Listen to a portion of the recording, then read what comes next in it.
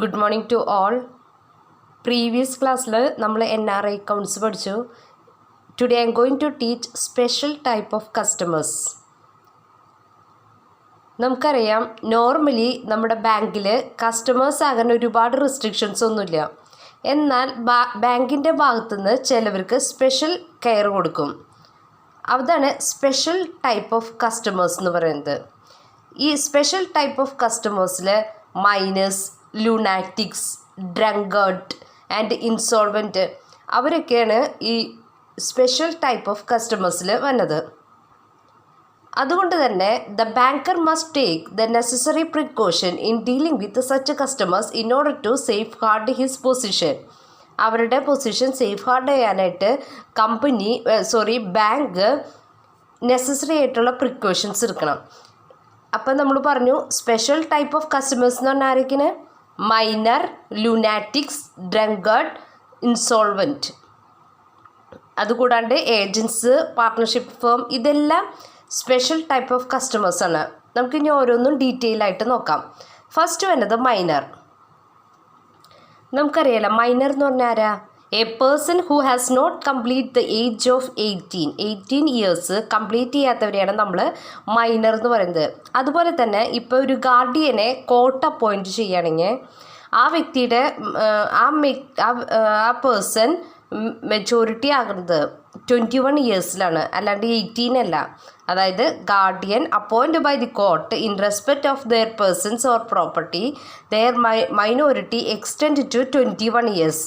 സാധാരണ 18 ഇയേഴ്സ് ആകുമ്പോഴാണ് minority complete ആവുക, മെജോറിറ്റിയിലേക്ക് കിടക്കുക. ഇവിടെ കോർട്ട് ഗാർഡിയനെ അപ്പോയിൻറ്റ് ചെയ്യുകയാണെങ്കിൽ ഏജ് എന്ന് പറയുന്നത് 21 ഇയേഴ്സാണ്, 18 അല്ല. നെക്സ്റ്റ് നമ്മുടെ അടുത്ത് പറയുന്നത്, ഈ മൈനർക്ക് സാധാരണ കറണ്ട് അക്കൗണ്ട് ഓപ്പൺ ചെയ്യാൻ പറ്റില്ല. It is advise not to open current account in the name of minor. Instant it is safe to open saving bank account in the name of minor. സാധാരണഗതിയിൽ current account open ചെയ്യില്ല, saving bank അക്കൗണ്ടാണ് open ചെയ്യാം. It is also advise to open a minor's account in the name of his natural guardian. അയാളുടെ ഗാർഡിയൻ്റെ പേരിലാണ് സാധാരണയായിട്ട് open ചെയ്യാം. പിന്നെ അതുപോലെ തന്നെ ബാങ്ക് ഈ മൈനറിൻ്റെ ബർത്ത് ഡേറ്റ് നോട്ട് ചെയ്യും. അയാൾക്ക് എന്നാണോ മെച്യൂരിറ്റി ആവുന്നത്, അപ്പോൾ പാരൻസിൻ്റെ ഗാർഡിയൻ്റെ അക്കൗണ്ട് ക്ലോസ് ചെയ്യും. And balance paid to the new major. Minor ആയിരുന്ന ആൾ മേജർ ആവുമ്പോൾ പാരൻസിൻ്റെ അക്കൗണ്ട്സ് ക്ലോസ് ചെയ്ത് ബാലൻസ് ആർക്ക് കൊടുക്കും? മേജർക്ക് കൊടുക്കും. അതുപോലെ തന്നെ ഇപ്പം മൈനർ മരിക്കുന്നു എന്ന് ചോദിക്കേ, in the event of death of minor മരിക്കുമ്പോൾ ആ എമൗണ്ട് ആർക്ക് കിട്ടും? പാരൻറ്റിന് കിട്ടും. പാരൻറ്റ് മരിക്കുകയാണെങ്കിൽ എന്നാണോ ഈ മൈനർ മേജർ ആവണത് ആ ടൈമിൽ ആ എമൗണ്ട് കൊടുക്കും, അല്ലാണ്ട് ഇമ്മീഡിയറ്റ് ആയിട്ട് കൊടുക്കില്ല. In the event of death of a minor the money shall be paid to the guardian. Minor മരിക്കുകയാണെങ്കിൽ ഗാർഡിയന് കൊടുക്കും. If the guardian dies before the minor attains majority the money shall be paid to the minor only after attain majority. Guardian മരിക്കുകയാണെങ്കിൽ എന്നാണോ ആ മൈനർക്ക് maturity ആവണേ ആ ഡേറ്റിൽ മാത്രമാണ് ആ fund അവർക്ക് എടുക്കാൻ പറ്റുള്ളൂ. If an advance is granted to the minor on the guarantee of a third party such advance cannot be recover from the guardian. അതായത് മൈനറിൻ്റെ പേരിൽ എന്തെങ്കിലും അഡ്വാൻസ് കൊടുത്തിട്ടുണ്ടെങ്കിൽ ഗ്യാരണ്ടിയുടെ പുറത്ത് third party cannot be recover from the guardian. ആ amount ഗാർഡിയൻ്റെ ഇത് നമുക്ക് പിൻവലിക്കാൻ പറ്റില്ല. അപ്പോൾ നമ്മൾ മൈനർ എന്ന് പറയുന്നത് 18 ഇയേഴ്സ് അറ്റൈൻ ചെയ്യാത്തവരെയാണ്. അതുപോലെ തന്നെ ഇപ്പോൾ കോർട്ട് പാരൻസിനെ അപ്പോയിൻറ്റ് ചെയ്യണമെങ്കിൽ അവരുടെ ഏജ് ലിമിറ്റ് എന്ന് പറഞ്ഞാൽ 21 ഇയേഴ്സാണ്. മെച്യൂരിറ്റി ആകുന്ന ഡേറ്റ് എന്ന് പറഞ്ഞാൽ 21 ഇയേഴ്സാണ്. സാധാരണയായിട്ട് അവർ കറണ്ട് അക്കൗണ്ടാണ് ഓപ്പൺ ചെയ്യുക. കറണ്ട് അക്കൗണ്ട് അവർക്ക് പറ്റില്ല, സേവിങ് ബാങ്ക് അക്കൗണ്ടാണ് നോർമലി ഓപ്പറേറ്റ് ചെയ്യുന്നത്. അതുപോലെ തന്നെ ഇപ്പോൾ മൈനർ മരിക്കുകയാണെങ്കിൽ മൈനർ മരിക്കുകയാണെങ്കിൽ ഗാർഡിയന് ആ എമൗണ്ട് കിട്ടും. ഗാർഡിയൻ മരിക്കുകയാണെങ്കിൽ എന്നാണോ ഈ മൈനർ മേജർ ആവണേ ആ ഡേറ്റിന് മാത്രമേ ആ ഫണ്ട് മൈനർക്ക് വിത്ഡ്രോ ചെയ്യാൻ പറ്റുള്ളൂ. ഇത്രയും കാര്യങ്ങളാണ് നമ്മൾ മൈനറിൽ പറയുന്നത്. നെക്സ്റ്റ് വരുന്നത് മാരീഡ് വുമൺ. ഈ മാരീഡ് വുമണിനെയും സ്പെഷ്യൽ ടൈപ്പ് ഓഫ് കസ്റ്റമേഴ്സിലാണ് ബാങ്ക് ഇൻക്ലൂഡ് ചെയ്തേക്കുന്നത്.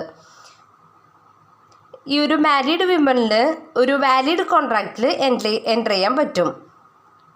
അതുപോലെ തന്നെ ബാങ്കിന് സേവിങ് ബാങ്ക് അക്കൗണ്ടോ കറണ്ട് അക്കൗണ്ടോ ഏത് അക്കൗണ്ട് വേണമെങ്കിലും മാരീഡ് വുമണിൻ്റെ പേരിൽ ചേരാൻ പറ്റും. ഇനി നമുക്ക് അതിൻ്റെ കുറച്ച് കാര്യങ്ങളാണ് പറഞ്ഞത്. While opening account she should be required to provide the details of her husband such as. അതായത് ഇപ്പോൾ ഒരു മാരീഡ് വുമൺ അക്കൗണ്ട്സ് ഓപ്പൺ ചെയ്യാനായിട്ട് ഹസ്ബൻഡിൻ്റെ നെയിമും ഒക്യുപ്പേഷൻ അഡ്രസ്സ് ഇങ്ങനത്തെ ഡീറ്റെയിൽസൊക്കെ കൊടുക്കണം. It is beneficial to allow the married woman to operate her account only if there is sufficient balance in her account. അതായത് ഒരു മാരീഡ് വുമണിന് ബാങ്ക് അക്കൗണ്ട് ഓപ്പറേറ്റ് ചെയ്യാനായിട്ട് സഫിഷ്യൻറ്റ് ബാലൻസ് അക്കൗണ്ടിൽ വേണം. A banker should not guarantee a loan or overdraft to a married woman considering the property of her husband. അതായത് ഭർത്താവിൻ്റെ പേരിലുള്ള പ്രോപ്പർട്ടിയുടെ പുറത്ത് ഒരിക്കലും മാരീഡ് വുമണിന് ലോൺ പ്രൊവൈഡ് ചെയ്യില്ല. അവരുടെ കയ്യിൽ പ്രോപ്പർട്ടി ഉണ്ടോ അതാണ് നെക്സ്റ്റ് പറഞ്ഞത്. Before granting a loan or overdraft to a married the banker should examine his own property. അതായത് ഇപ്പോൾ ഒരു മാരീഡ് വുമൺ ഹസ്ബൻഡിൻ്റെ പേരിൽ ഹസ്ബൻഡിൻ്റെ പ്രോപ്പർട്ടിയുടെ പുറത്ത് ഒരിക്കലും മാരീഡ് വുമണിന് ലോൺ കിട്ടില്ല. ആ മാരീഡ് വുമണിൻ്റെ പ്രോപ്പർട്ടി നോക്കിയിട്ട് മാത്രമേ ബാങ്ക് ലോൺ പ്രൊവൈഡ് ചെയ്യുള്ളൂ. അപ്പോൾ സെക്കൻഡ് പോയിന്റിൽ സ്പെഷ്യൽ ടൈപ്പ് ഓഫ് കസ്റ്റമറിൽ വരുന്നത് മാരീഡ് വുമൺ ആണ്. തേർഡ് വരുന്നത് ഏജൻറ്റ്. ഏജൻറ്റ് എന്ന് പറഞ്ഞാൽ ഏതാ? An agent is a person who is appointed by another person to represent him in his transaction with a third party.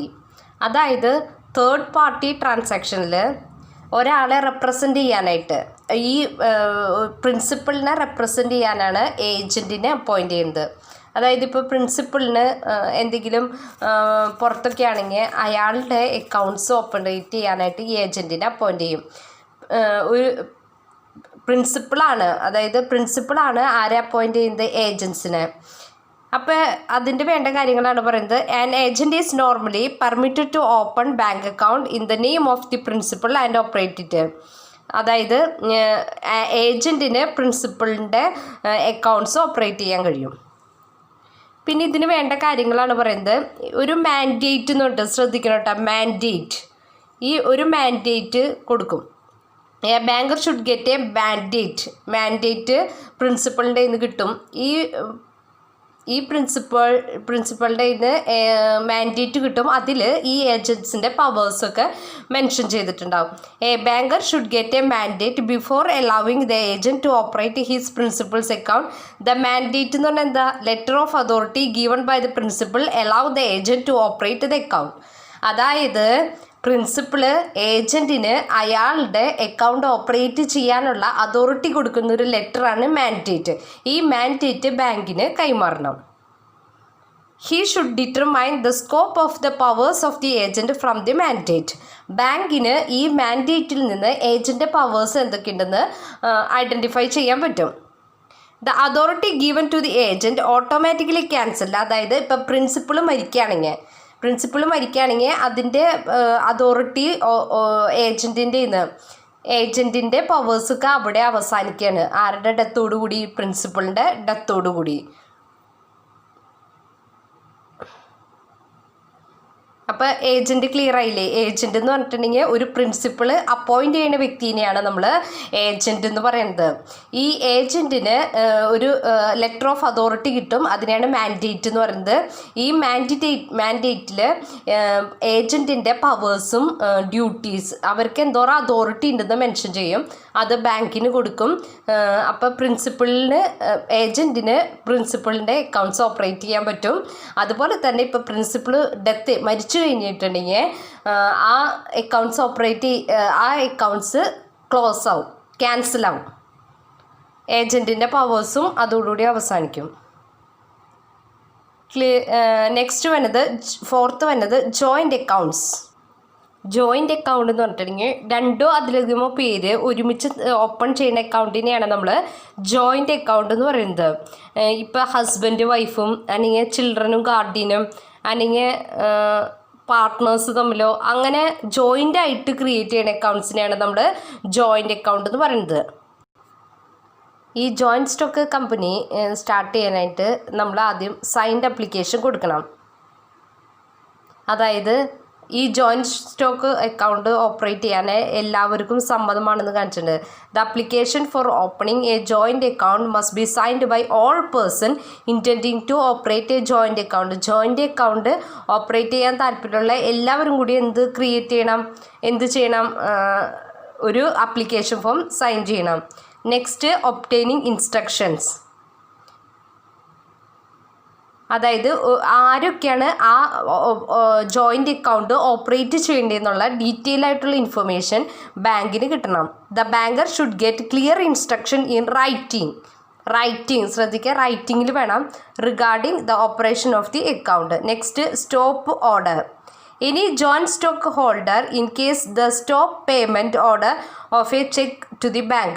ഇപ്പോൾ ഏതെങ്കിലും ഒരു ചെക്ക് സ്റ്റോപ്പ് ചെയ്യണമെന്നുണ്ടെങ്കിൽ അതിനുള്ള ഓർഡർ ഏതെങ്കിലും ഒരു ജോയിൻ്റ് ഹോൾഡർക്ക് കൊടുക്കാം. നെക്സ്റ്റ് അതോറിറ്റി ടു ഓവർഡ്രാഫ്റ്റ്, അതായത് ഇപ്പം നമ്മുടെ ബാങ്കിൽ എത്ര പേര് ജോയിൻ്റ് അക്കൗണ്ടിൽ ഉണ്ടെന്നൊക്കെ പറയുന്നുണ്ട്. അതുപോലെ തന്നെ എത്ര പേർക്ക് അതിൽ നിന്ന് ലോൺ എടുക്കാം, ഓവർഡ്യൂ ചെയ്യാം, ഇങ്ങനത്തെ ഡീറ്റെയിലൊക്കെ ബാങ്കിന് കൊടുക്കണം, ആർക്കൊക്കെ പറ്റുമെന്നുള്ളത്. Next revocation of authority. Revocation എന്ന് വെച്ചാൽ ക്യാൻസൽ ചെയ്യാം. The authority given to operate account can be cancelled by any of the. ആർക്ക് വേണമെങ്കിലും ഈ ജോയിൻ്റ് ഹോൾഡർക്ക് ആർക്ക് വേണമെങ്കിലും ഈ ക്യാൻസൽ ചെയ്യിക്കാം അതോറിറ്റി അക്കൗണ്ട്സ് ഓപ്പറേറ്റ് ചെയ്യാനുള്ളത്. Next death of the joint holder, അതായത് ഇപ്പോൾ ഒരു ഡെത്ത് വന്നു കഴിഞ്ഞാൽ ജോയിൻ്റ് ഹോൾഡറിൽ ആരെങ്കിലും മരിച്ചു കഴിഞ്ഞിട്ടുണ്ടെങ്കിൽ amount payable to the survivors, നിലവിലുള്ളവർക്ക് ആ എമൗണ്ട് കൊടുക്കും. നെക്സ്റ്റ് ഇൻസോൾവൻസി എന്ന് പറഞ്ഞാൽ അറിയാലോ പാപ്പരാവുക. നെക്സ്റ്റ് ഇൻസോൾവൻസി, അതായത് one or more joint holders insolvent ആവണ കേസിൽ ബാങ്ക് ആ അക്കൗണ്ട് ഓപ്പറേറ്റ് ചെയ്യുന്നത് സ്റ്റോപ്പ് ചെയ്യും. എന്തിനു വേണ്ടി? എത്രയാണ് ഇൻസോൾവൻ്റ് ആണെന്ന് അറിയാനായിട്ട്. In case of insolvency of one or joint holders, the banker should stop payment from the account to determine the liability of the insolvent person. Insolvent personsന്റെ ലൈബിലിറ്റി എന്തോറുണ്ടെന്ന് അറിയാനായിട്ട് ബാങ്ക് എല്ലാ ഓപ്പറേഷൻസും സ്റ്റോപ്പ് ചെയ്യും. Next joint account in the name of husband and wife. ഇപ്പോൾ joint അക്കൗണ്ടാന്ന് നോക്കിയാൽ ഹസ്ബൻഡും വൈഫും തമ്മിലുള്ള ജോയിൻ്റ് അക്കൗണ്ട് ആണെങ്കിൽ ഇപ്പം ഹസ്ബൻഡും വൈഫും തമ്മിലാണെങ്കിൽ ഹസ്ബൻഡ് മരിച്ചു കഴിഞ്ഞാൽ ആ എമൗണ്ട് വൈഫിന് അല്ല കിട്ടുക, all the legal heirs including legal ഹയേഴ്സും അതുപോലെ തന്നെ വൈഫിനും കിട്ടും. പക്ഷേ ഒരു വൈഫ് മരിച്ചു കഴിഞ്ഞാൽ ആ എമൗണ്ട് ഹസ്ബൻഡിന് കിട്ടും. The credit balance in the joint stock of a husband and wife should be paid to husband. If the wife die ചെയ്യണമെങ്കിൽ ആർക്ക് കൊടുക്കും? ഹസ്ബൻഡിന്. ഹസ്ബൻഡ് മരിച്ചു കഴിഞ്ഞിട്ടുണ്ടെങ്കിൽ ആർക്ക് കൊടുക്കും? ലീഗൽ ഹയേഴ്സിന് including wife. Next either or survival. In case joint stock operate with the instruction either or survival, the banker should pay the amount to the survivor. നിലവിൽ survive ചെയ്യുന്നവർക്ക് മാത്രമേ എമൗണ്ട് കൊടുക്കുള്ളൂ. അതാണ് ഐദർ ഓർ സർവൈവർ എന്ന് പറഞ്ഞാൽ. അപ്പം ഇവിടെ നമ്മൾ പഠിച്ചത് ജോയിൻ്റ് അക്കൗണ്ടാണ്. ജോയിൻ്റ് അക്കൗണ്ട് എന്ന് പറഞ്ഞാൽ 2 or more persons jointly create ചെയ്യുന്ന അക്കൗണ്ട്സിനാണ് നമ്മൾ ജോയിൻ്റ് അക്കൗണ്ട്സ് എന്ന് പറയുന്നത്. അതിൽ നമ്മൾ അപ്ലിക്കേഷൻ കൊടുക്കുന്ന കാര്യം പറഞ്ഞു, ആർക്കൊക്കെ ഓപ്പറേറ്റ് ചെയ്യാന്നുള്ള ഇൻസ്ട്രക്ഷൻസ് കൊടുക്കണം, പിന്നെ ഓവർ ഡ്രാഫ്റ്റ് ആർക്കൊക്കെ കൊടുക്കണം, ഇങ്ങനത്തെ എല്ലാ ഇൻസോൾവൻ്റ് ആവണമെങ്കിൽ എന്ത് ചെയ്യണം, ഇങ്ങനത്തെ എല്ലാ കാര്യങ്ങളും നമ്മൾ പഠിച്ചു. നെക്സ്റ്റ് വരുന്നത് പാർട്ട്ണർഷിപ്പ്. പാർട്ട്നേഴ്സ് ആരാന്ന് നമുക്കറിയാമല്ല. A partnership is association of 2 or more പേഴ്സൺസിൻ്റെ ഒരു അസോസിയേഷനെയാണ് നമ്മൾ പാർട്ട്ണർഷിപ്പ് എന്ന് പറയുന്നത്. Who agree to carry on business jointly and share the profit of that business. അവരെയാണ് നമ്മൾ പാർട്ട്ണർഷിപ്പ് ഫോംസ് എന്ന് പറയുന്നത്. പിന്നെ ഇതിൽ പറയുന്ന കാര്യങ്ങൾ നമ്പർ ഓഫ് പാർട്ട്നേഴ്സ്. അതായത് ബാങ്കർ ശ്രദ്ധിക്കേണ്ട കാര്യം, നമ്പർ ഓഫ് പാർട്ട്നേഴ്സ് പ്രിസ്ക്രൈബ്ഡ് ലിമിറ്റിൽ നമുക്ക് ലിമിറ്റ് ഉണ്ട്, എത്ര പാർട്ട്നേഴ്സിനെ അപ്പോയിൻറ്റ് ചെയ്യണതിൻ്റെ മാക്സിമം ലിമിറ്റ് ഉണ്ട്, ആ ലിമിറ്റിൽ വിട്ടു പോയിട്ടില്ലല്ലോ എന്ന് ബാങ്ക് ശ്രദ്ധിക്കണം. Next, title of firms account. അതായത് അക്കൗണ്ട് ഓപ്പൺ ചെയ്യേണ്ടത് ഫേമിൻ്റെ പേരിലാണ്, അല്ലാണ്ട് പാർട്ട്നേഴ്സിൻ്റെ പാർട്ട്നേഴ്സിൻ്റെ പേരിലല്ല, ഫേമിൻ്റെ പേരിലാണ് അക്കൗണ്ട്സ് ഓപ്പൺ ചെയ്യേണ്ടത്. Next, opening of an account.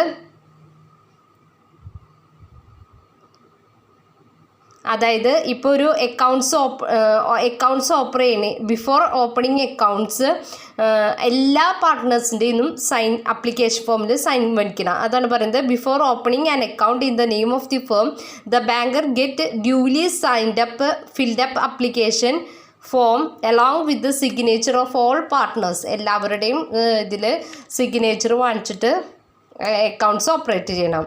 Next, a partnership letter or mandate. അതായത് ബാങ്കർക്ക് മാൻഡേറ്റ് കിട്ടണം പാർട്ട്നേഴ്സിൻ്റെ. അതിൽ വരുന്നത് കാര്യങ്ങൾ, the name of the partner, the name of partners who are empowered to borrow money for the ഫേമിന് ഏതൊക്കെ പാർട്ട്നേഴ്സ് മണി ബോറോ ചെയ്യാനുള്ള പവർ ഉണ്ട്. The name of partners who have power to overdue ചെയ്യാൻ കഴിവുള്ള പാർട്ട്നേഴ്സ് ആരൊക്കെയാണെന്നുള്ളവരുടെ പേര് കൊടുക്കണം. The name of partner who has power to mortgage or sell any property. അങ്ങനത്തെ കാര്യങ്ങളൊക്കെ ചെയ്യാനുള്ള, മോർട്ടേജ് ചെയ്യാനും അതൊക്കെ ഏതൊക്കെ പാർട്ട്നേഴ്സ് അതിനുള്ള പവർ ഉണ്ട്. ഇങ്ങനത്തെ ഡീറ്റെയിൽസൊക്കെ നമ്മൾ ബാങ്കിന് പ്രൊവൈഡ് ചെയ്യണം. Next, insolvency of the firm. അതായത് ഇപ്പോൾ ഒരു ഫേം ഇൻസോൾവൻ്റ് ആവുകയാണെങ്കിൽ അയാളുടെ ഓപ്പറേഷൻസ് സ്റ്റോപ്പ് ചെയ്യും, ആ ഫേമിൻ്റെ ഓപ്പറേഷൻസ് അക്കൗണ്ട്സ് ക്ലോസ് ചെയ്യും. The account of the firm must be stopped. ഒരു ഫേം ഇൻസോൾവൻ്റ് ആയിക്കഴിഞ്ഞാൽ ആ അക്കൗണ്ട് ക്ലോസ് ആവും. ഇപ്പോൾ ഒരു പാർട്ട്ണർ ഇൻസോൾവൻ്റ് ആയാലോ, when a partner became insolvent he stopped to be partner of a firm and he shall not be liable for subsequent act of the firm. അതായത് അയാൾ ഒരു പാർട്ട്ണർ ഇൻസോൾവൻ്റ് ആയ അയാൾക്ക് പിന്നെ പാർട്ട്ണറായിട്ട് ആ ഫേമിൽ കണ്ടിന്യൂ ചെയ്യാൻ പറ്റില്ല, അയാളുടെ പാർട്ട്ണർഷിപ്പ് അവിടെ അവസാനിക്കുകയാണ്. പിന്നെ എന്തൊക്കെ ആക്ടിവിറ്റി ആ ഫേമിൽ നടന്നാലും അതിനൊന്നും പാർട്ട്ണർ റെസ്പോൺസിബിൾ അല്ല, ആ കാര്യമാണ് പറയുന്നത്. അപ്പോൾ പാർട്ട്ണർഷിപ്പ് ഫേം എന്ന് പറഞ്ഞിട്ടുണ്ടെങ്കിൽ association of person, 2 or more persons who are jointly agree to carry on business jointly and share the profit of that business. Next ക്ലാസ്സിൽ നമ്മളിനി നെക്സ്റ്റ് സ്പെഷ്യൽ കാറ്റഗറീനെ നമുക്ക് കൺസിഡർ ചെയ്യാം. Okay, thank you.